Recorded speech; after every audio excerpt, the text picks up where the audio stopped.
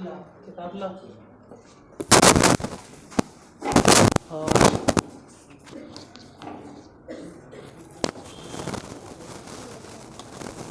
कहाँ तक बता दी थी, बता क्वेश्चन नंबर कै तक हो गया था? 25 तक बता दिए हैं। 26 से लिखो, क्वेश्चन नंबर 26। एक 14 सेंटीमीटर लंबे समबेलन का आयतन,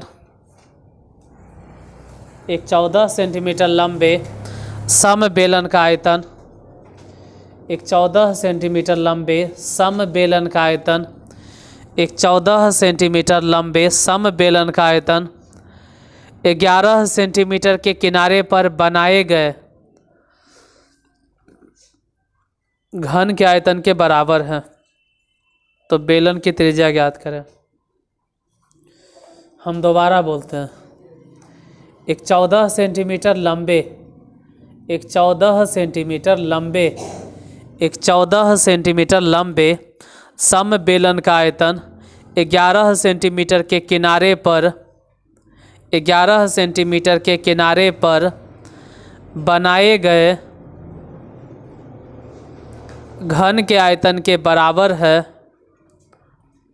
तो बेलन की त्रिज्या ज्ञात करें। एक 14 सेंटीमीटर लंबे समबेलन का आयतन 11 सेंटीमीटर के किनारे पर बनाए गए घन के आयतन के बराबर है। तो बेलन की त्रिज्या ज्ञात करें। क्वेश्चन में ध्यान देना कि एक बेलन है और उस बेलन के ऊंचाई कितना है, इस बेलन की ऊंचाई कितना है? तो कहेगा बेलन की ऊंचाई तो है ही नहीं, वो जो लंबाई है ना बेलन के, वही है बेलन की ऊंचाई। बेलन लंबा कितना है? तो 14 सेंटीमीटर। और जो बेलन 14 सेंटीमीटर लंबा है उसी को बोलेंगे बेलन की ऊंचाई, वही है बेलन की ऊंचाई। देखते हैं कोई बेलन, क्वेश्चन नंबर क्या? 26। समझ लो फिर छापते रहना आराम से। एक बेलन है, इस बेलन की ऊंचाई है 14 सेंटीमीटर, इसका आयतन इसके आयतन के बराबर है। एक घन के आयतन के, हालांकि जिस घन की बात कर रहे हैं उस घन का किनारा कितना है? 11 सेंटीमीटर। तो निकालना है क्या इस बेलन की त्रिज्या। देखो घन के आयतन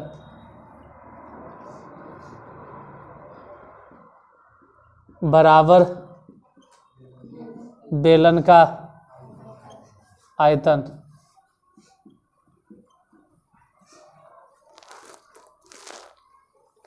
साप्ताहिक का साप्ताहिक, वीकली, साप्ताहिक के यहाँ एक सप्ताह वाला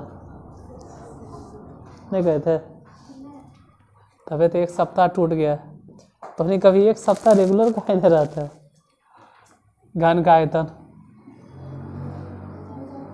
भुजा क्यों, भुजा क्यों मतलब डायरेक्ट आप 11 गुने 11 गुने 11। उधर जब जाते हैं बेलन के आयतन तो उसमें सूत्र बोलो, पाई आर स्क्वायर एच। तो पाई मैंने 22/7, आर स्क्वायर मतलब पते नहीं तो आर स्क्वायर, एच मतलब जानते हैं 7 दूनी 14, फिर 11 दूनी 22। तो आर स्क्वायर बराबर कितना हो गया? 11 गुने 11 अब बटा, हाँ 2 और 2 4। तो आर बराबर कितना हो गया? सिर्फ जो स्क्वायर है इधर रूट होगा ना, तो डायरेक्ट बोलो ना कि 11, जैसे रूट अंडर यही ना होगा 11 गुने 11 अब बटा में 4। तो आर बराबर कितना हो जाएगा? 11 बटा 2 किलोमीटर के सेंटीमीटर। निकालना तो सिर्फ त्रिज्या था। तो अगला क्वेश्चन लिखो।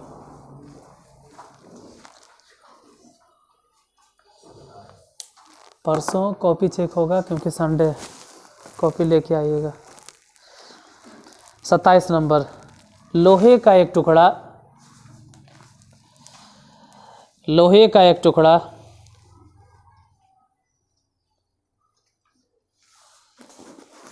लंबवृत्तीय बेलन के रूप में है। लोहे का एक टुकड़ा लंबवृत्तीय बेलन के रूप में है,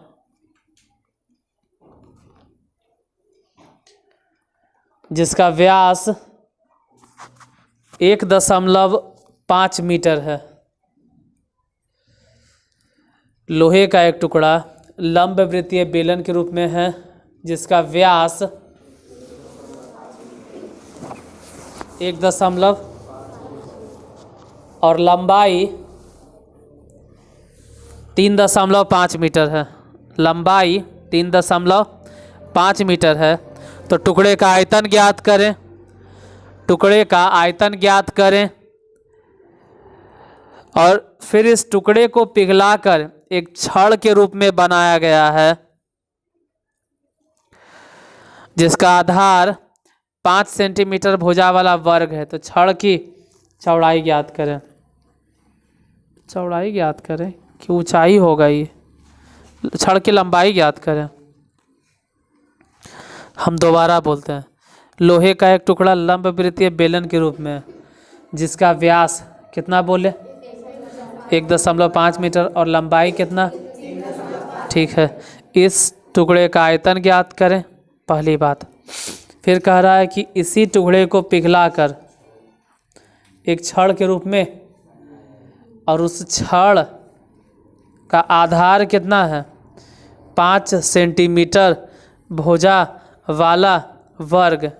छड़ का आधार है 5 सेंटीमीटर भुजा वाला एक, तो छड़ की लंबाई ज्ञात करें।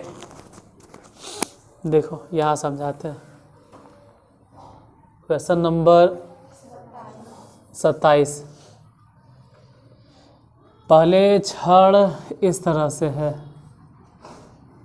बेलनाकार ने है। इस छड़ की लंबाई कितना है 3.5 मीटर, और त्रिज्या कितना है, वो तो व्यास ने है, त्रिज्या तो आधा हो जाएगा 1.5 बटा। तो पहली बात तो यही हो गया कि आप इसका आयतन ज्ञात करें बेलन का। पहले तो यही निकालना है कि बेलन का आयतन कितना होगा। बेलन के आयतन का सूत्र बोलो, पाई r²h। पाई मतलब 22/7, r² बोलो 1.5/2 गुने 1.5/2, और h मतलब बताइए कितना। हाँ 1.5 मतलब, सॉरी हाइट मतलब 3.5। अगर हटाएं तो बटा में 10 कैसे हुआ जो फिर समझाएं कि दशमलव था ना, इसके लिए 7 5 5 दूनी और 2 से ये वाला कैंसिल 11। बाकी जो बच गया वो काटे से कोई फ़ायदा भी नहीं है, तो जैसे है वैसे रहे दो। 11 गुने 1.5 अब बटा में कितना। यहाँ ध्यान से देखो, करना को चाहिए 11 1.5 सब गुना करने के बाद जितना आ जाए उसमें भागा देना है। कैसे 4 से, जितना भी गुना भाग करे के बाद आ जाएगा उस सब के सब हो जाएगा इसका।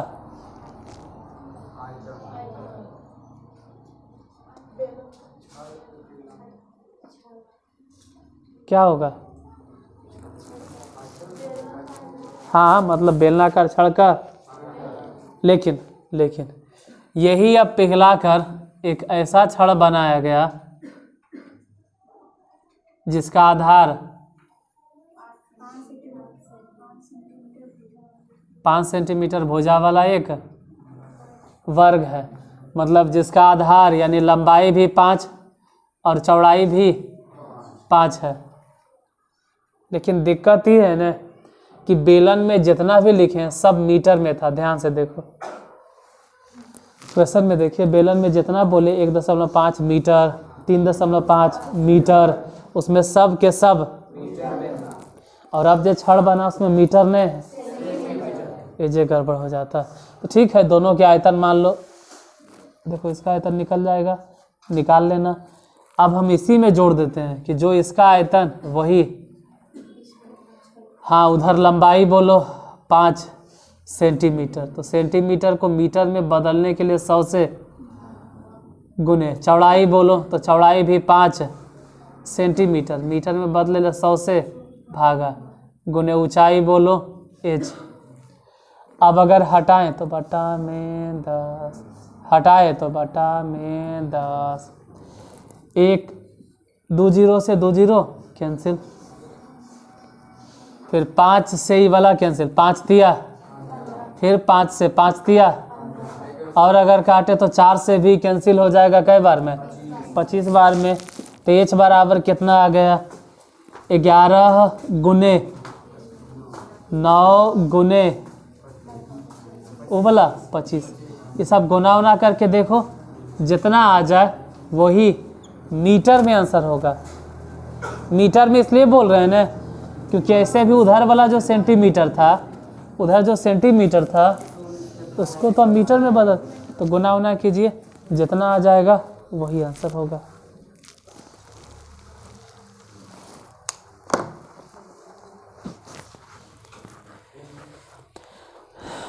एक बार गुना करके चेक भी कर लेना, छापने से अच्छा है कि गुना कर लो और देख लो आंसर कितना आता है, आता है भी या नहीं आता, ये भी ज़रा चेक कर लीजिए।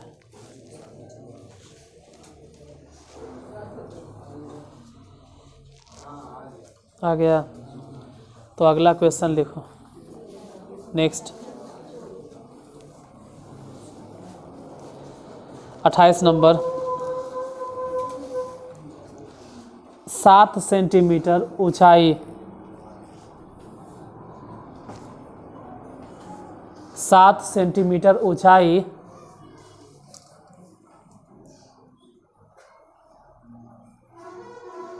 सात सेंटीमीटर ऊंचाई वाले एक ठोस लंबवृत्तीय बेलन,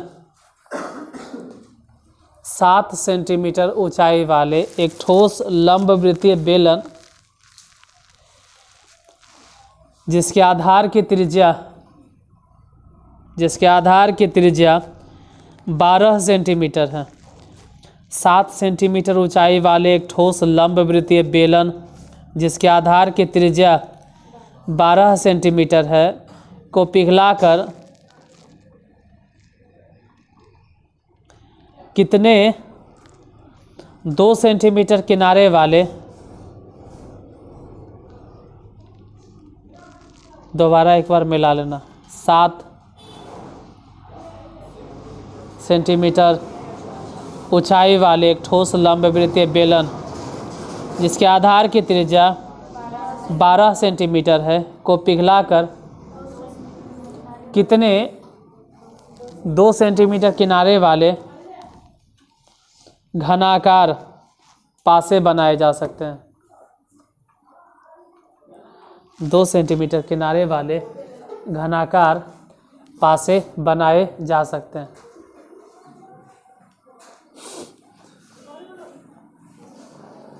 देखो पिघलाना किसको है? बेलन को, और बेलन पिघलाकर बनाना क्या है? घनाकार, मतलब घन। घनाकार के मतलब हो गया घन प्लस आकार, तो पिघलाना है बेलन और बनाना है घन। यही तो पूछ रहा है कि बेलन पिघलाकर कितने घन बनाए जा सकते हैं। Question number 28।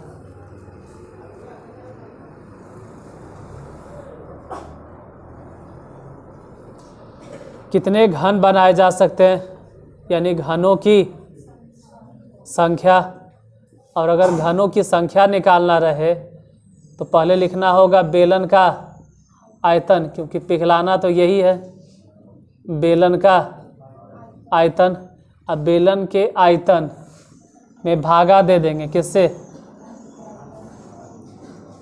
घन के आयतन से, क्योंकि बेलन पिघलेगा और घन बनेगा। जो पिघलाते हैं उसको ऊपर लिखना है और जो पिघला कर बनाएंगे उसको नीचे लिखना है।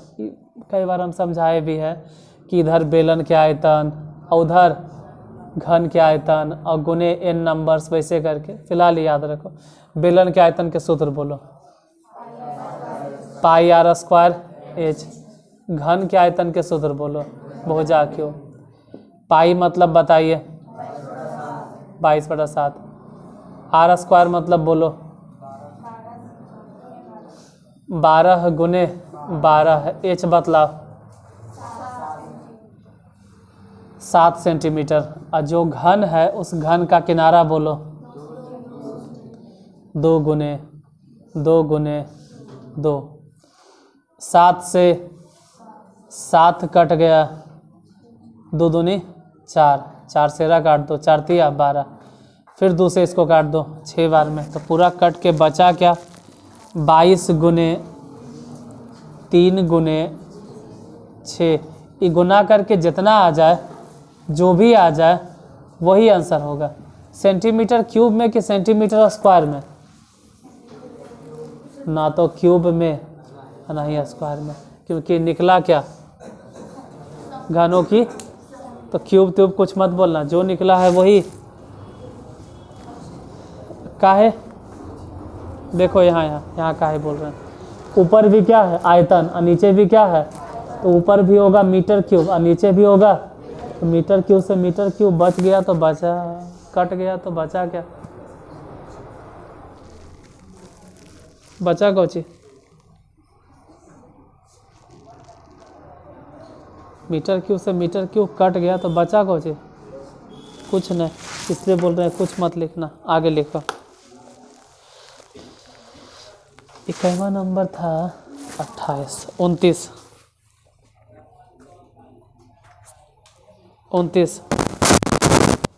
एक पानी से भरा या भरे, एक पानी से भरे बेलनाकार पात्र की आंतरिक त्रिज्या, एक पानी से भरे बेलनाकार पात्र की आंतरिक त्रिज्या 7.8 सेंटीमीटर, 7.8 सेंटीमीटर तथा ऊंचाई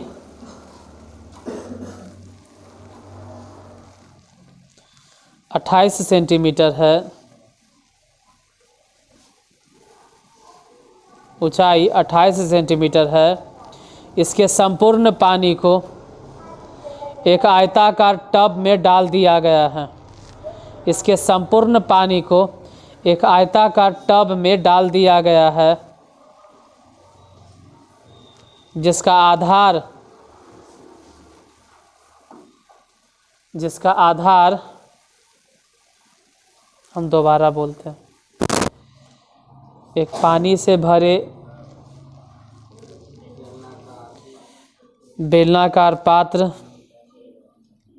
की आंतरिक त्रिज्या 7.8 सेंटीमीटर तथा ऊंचाई 28 सेंटीमीटर। त्रिज्या कितना है बेलन के, बेलन के त्रिज्या है 7.8 सेंटीमीटर और ऊंचाई कितना है 28 सेंटीमीटर। 28 सेंटीमीटर ऊंचाई है। इसके संपूर्ण पानी को एक आयताकार टब में डाल दिया गया है, जिसका आधार 26 सेंटीमीटर की एक भुजा का वर्ग है। तो टब में पानी की ऊंचाई ज्ञात करें।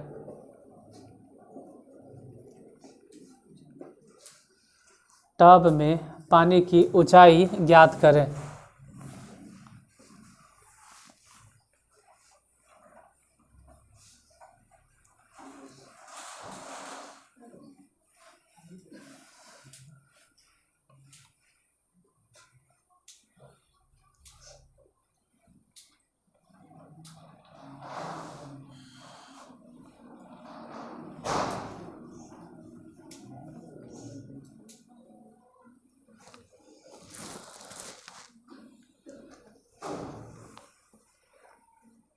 Question number 29।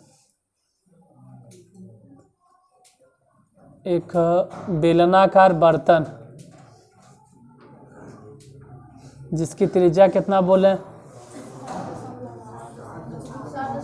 त्रिज्या है 7.8 सेंटीमीटर और ऊंचाई कितना है? 28 सेंटीमीटर। ये पूरा पानी से भरा हुआ है। इसको एक आयताकार टब में उझल दिया जाता है, मतलब इसके पानी को जिस टब में उझला जाता है उसका आधार 26 सेंटीमीटर 26 सेंटीमीटर भुजा वाला एक, मतलब वर्ग के मतलब होता है जितना लंबाई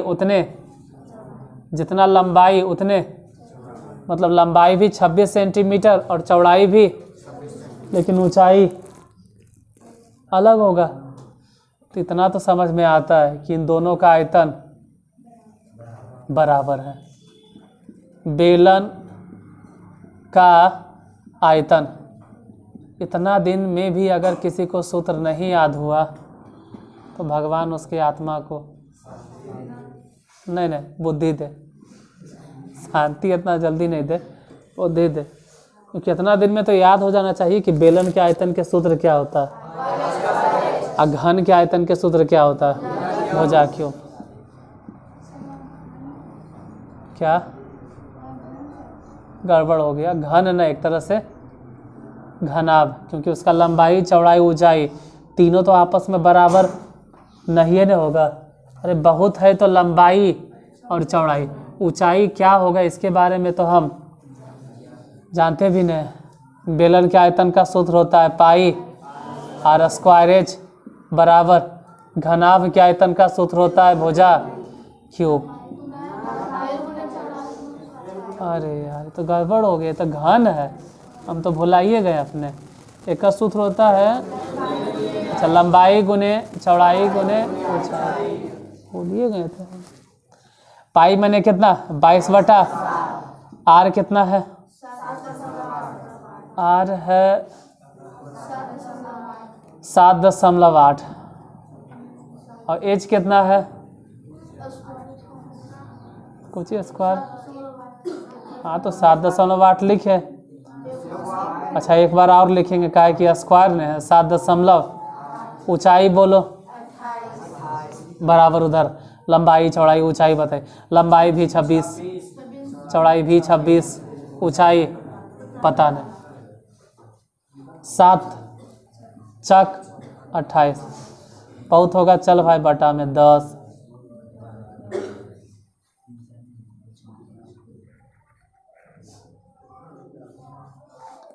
अब 26 से काट दो, नहीं समझ में आएगा शायद। 26 से ये वाला कट जाएगा, कई बार में? 3 बार में। और 26 से इधर काट दो, तो एच बराबर बोलो कितना बचा? 22 गुने 9 गुने, ये सब गुना करके जितना भी आ जाएगा उसको 2 अंक के बाद, अरे 2 अंक के बाद दशमलव बैठा देना। 22 गुने 9 गुने 4 2 अंक के बाद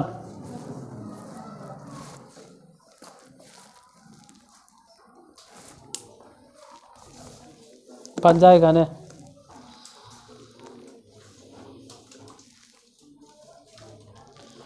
तो 26 27 28 29 खत्म। अब बचा 30 और 31, तो हम बता देंगे कल।